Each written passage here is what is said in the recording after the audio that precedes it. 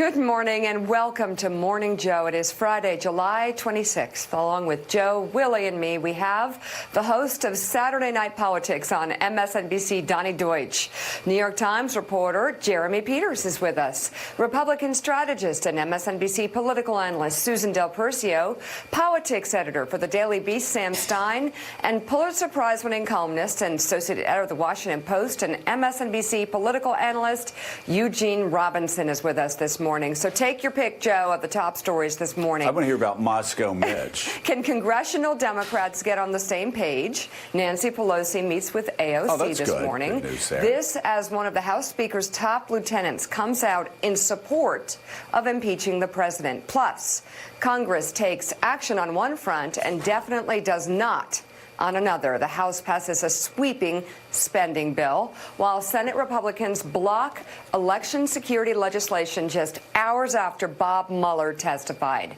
In case there's any doubt about Russia, which there should not be, a new report from the Intel Committee shows just how aggressive Moscow was and how unprepared the U.S. was to deal with it. Well, you know, we're going to talk about that in a second, but Willie, the most shocking thing about this is that Robert Mueller testified that not only did Russia try to interfere with our 2016 election, and not only did Donald Trump's, all of his intel community, and Kirstjen Nielsen, when she was the Homeland Security, said Russia undermined American democracy in 2016. We remember back then, the warnings came, but Moscow Mitch, that being Mitch McConnell of Moscow, Kentucky, actually blocked that and said he threatened the people that were going to try to get that information out to warn Americans. Now we have, almost 4 years later, the same warnings coming not only from the independent counsel, which 60% of Republicans believe ran a fair investigation, Republicans. We now have the Intel Committee in the Senate run by North Carolina Republican Richard Burr saying what? That the Russians tried to infiltrate all 50 states in 2016 to undermine American democracy and to undermine a free and fair election. And on the same day, Willie, Moscow Mitch blocks 2 bills that would actually protect us from a Russian invasion in this area. Well, first of all, I want to thank you for bearing the lead, which is the Red Sox historic dismantling of the Yankees last night at Fenway Park, 19-3. You guys, Lemire and I predicted that you guys were going to sweep us, so, okay, you win 3 out of 4. Okay, great. good. But go ahead. Okay, so we pushed that to the side. But, yeah, you're absolutely right. The Senate report that came out yesterday from the Intel Committee, led by Republican Richard Burr of North Carolina, was damning, but it merely reiterated what we've heard over the last 2 years, that we've heard from all the intelligence agencies. We heard from the Mueller report. We heard from Robert Mueller's testimony, who said memorably 2 days ago, Russia is interfering with our elections right now as we sit here, and will interfere again in our 2020 election. It's happening in real time. The Senate Intel Committee coming out and detailing in its own way after its investigation what exactly Russia and other countries have been doing. So to have Mitch McConnell step in between election security and this country and our future elections is what coming up in 2020 is outrageous. I mean, when he talks about it, Mitch McConnell talks about it in terms of this conspiracy. He calls it the Russia hoax. You know, he said, well, this is just another bill, a partisan bill from Democrats who've been pushing a hoax. Well, the hoax is not a hoax. It's what Robert Mueller spent 6 hours the other day detailing. It's what the Senate Intel Committee now details in a long report with more to come. I don't know how you can, in good faith, sit in denial about what is happening and what's going to happen in the next election. Well, you know, we're about to get to some blockbuster polls, Donnie, that are going to show just how much that Donald Trump still is suffering out there in the polls. He can fire all the pollsters he wants. But they're on to him. A lot of Americans are on to him now. But I want to talk about Moscow Mitch. And let's just line this up for a second. So you have Robert Mueller, a lifelong Republican, the most respected FBI director in the history of this country, a Vietnam War hero, a guy that made the Army Rangers Hall of Fame, a guy who said Russia is trying to invade America right now. Moscow Mitch says it's a hoax.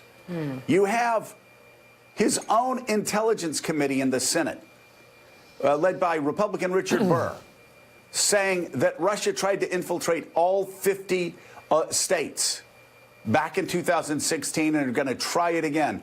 Moscow Mitch calls it a hoax. You have the Republican Trump-appointed FBI director saying that the Russians infiltrated America's democracy and are going to try again. Moscow Mitch calls it a hoax. You have the head, the director of national intelligence, saying that the Russians tried to infiltrate our election system, tried to subvert American democracy, and they're going to try it again. Moscow Mitch said it's a hoax. You have Trump's appointed director of the CIA saying that the Russians are trying to undermine American democracy, that the Russians tried in 16, will try again. Moscow Mitch calls it a hoax.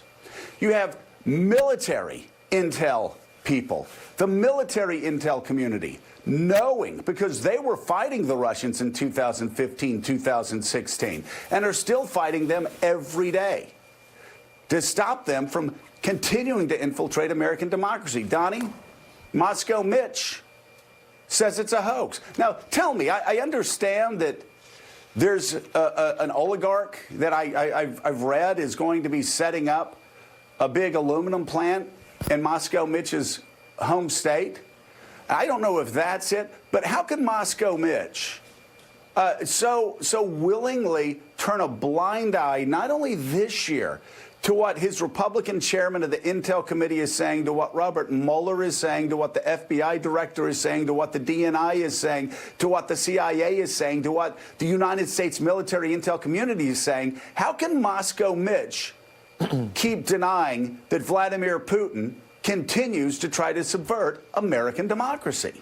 Joe, I love that you're calling him Moscow Mitch because, frankly, it's a continuation of something that you What am I supposed to call him? Cocaine Mitch? He's not, people call him Cocaine Mitch. Maybe, I don't know, maybe he's right. I mean, he's only Cocaine Mitch if he's running cocaine to Moscow because he's Moscow Mitch. Because, Joe, what you're doing... This is seriously, he is aiding and abetting Vladimir Putin's ongoing attempts to subvert American democracy, according to the Republican FBI, CIA, DNI, Intel Committee directors. All Republicans are all saying Russia is subverting American democracy, and Moscow Mitch won't even let the Senate take a vote on it. Joe, that is un-American. Joe, you're doing this because it's something you started yesterday. Now, I want to wind back yesterday because, to me, and I've been on the show for 10 years, frankly, and I've listened to a lot.